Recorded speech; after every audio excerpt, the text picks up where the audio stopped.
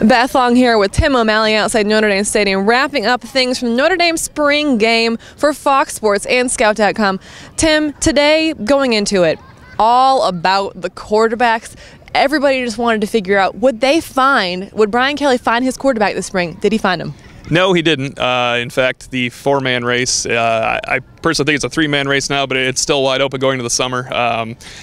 I think the coaching staff knew that from the beginning. They knew they would use the spring to kind of formulate their plan, get everybody on the same page, the summer months for the voluntary workouts, and then August training camp will be the decisive time. Today's, of the four, today, Everett Golson, the dual-threat redshirt freshman, really stood out. He made plays with his feet and his arm. As always, as we've been told, it's attention to detail for Everett. Just kind of alignment and everything else, managing the game did not please the staff. But if you're a fan or a member of the media watching, you believe Everett Golson would be the man after today. And it looks like this race is coming down to experience versus the possibility of a dual-threat quarterback. Which one in the long run is going to be a better fit for this Notre Dame offense? It's interesting because the experienced guy is Tommy Rees, and he started 16 games. He had an interception today that would look familiar to Notre Dame fans. It was thrown right to a defensive player, and then again, you saw the same things from the backups. Andrew Hendricks is a dual-threat guy. He had a similar situation. Actually, his interception today was reminiscent of a very damaging bowl game interception, and Brian Kelly even mentioned, we've seen this movie before. It's going to be who limits turnovers, who eliminates mistakes. Interestingly enough, we did have a conversation earlier in the spring with offensive coordinator Chuck Martin. He said, hey, it's not only limiting turnovers, it's making plays. So if experience is to win out with Tommy Rees will have to make more plays than he made last year as well. And as of now, as I said, he's not an experienced guy. He's not a finished product, but Everett Golson did look the part today as a guy that could maybe progress, especially as the season goes on.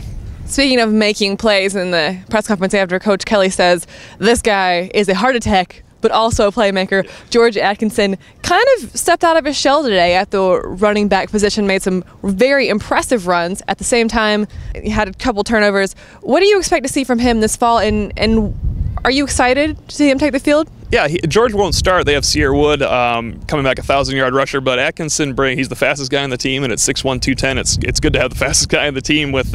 He has moves in the open field, he runs through tackles, he runs by guys, and today he dropped the ball twice without being touched, and that was the heart attack part.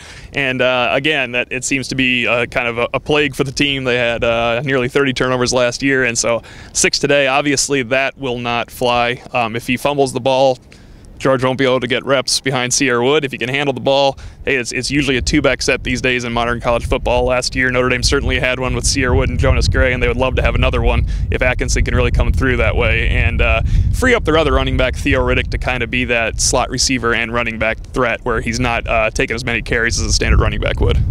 And we've already talked about the skill guys, talked about the QBs, talked about the running backs. One thing we can't forget is what you think is going to be the strength of this team next year, the linemen. How do they do today? The offensive line, the defensive line didn't play a lot of their starters today, but the offensive line, it has really improved. They have a new coach in Harry Heastand. I liked the offensive line last year until starting center Braxton Cave got hurt. That set them back a little bit. He's back. 3 of the 5 starters return. 4 of the top 6 guys have played a lot of football, and I really think the offensive line will be a strength. That's huge for a team with some turnover issues and some problems at quarterback. And the defensive line, actually the defensive front 7, will be a strength because Manti Te'o, we keep forgetting he barely played today, other than getting a nice little late hit on the sidelines in on Golson. But Te'o's the best player on that defense, and the defensive line is the best unit. So together they will probably kind of carry the load in September as the offense tries to come around.